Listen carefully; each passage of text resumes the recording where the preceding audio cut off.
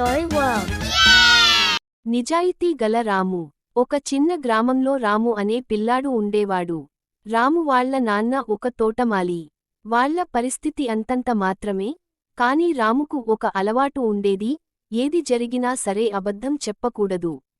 ఒకరోజు రాము స్కూల్ నుండి వస్తుండగా దారిలో ఒక పాత తోలు సంచి, వాలెట్ కనిపించింది. దాన్ని తెరిచి చూడగా అందులో కొన్ని వేల రూపాయలు మరియు ఒక బంగారు ఉంగరం ఉన్నాయి. రాము ఆలోచన. రాము ఆ డబ్బును చూసి ఆశపడలేదు. ఇది ఎవరో పోగొట్టుకుని చాలా బాధపడుతుంటారు, దీన్ని వారికి తిరిగి ఇవ్వాలి అని అనుకున్నాడు. ఆ సంచిలో ఒక చిరునామా కార్డ్ కనిపించింది. అది ఆ ఊరిలోనే ఉన్న ఒక పెద్ద వ్యాపారిది. రాము నేరుగా ఆ వ్యాపారి ఇంటికి వెళ్లి, జరిగిన విషయానికి చెప్పి ఆ సంచిని అతనికి ఇచ్చేశాడు. ప్రతిఫలం: ఆ వ్యాపారి తన సంచి దొరికినందుకు చాలా సంతోషించాడు. అందులో ముఖ్యమైన డాక్యుమెంట్లు కూడా ఉన్నాయి. రాము నిజాయితీని మెచ్చుకుంటూ, వ్యాపారి రాముకు కొంత డబ్బును బహుమతిగా ఇవ్వబోయాడు.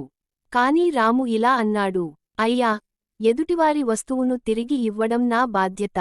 దానికి నాకు బహుమతి వద్దు. రాము మాటలకు ఆశ్చర్యపోయిన వ్యాపారి, రాము చదువుకు అయ్యే ఖర్చు అంతా తానే భరిస్తానని మాట ఇచ్చాడు.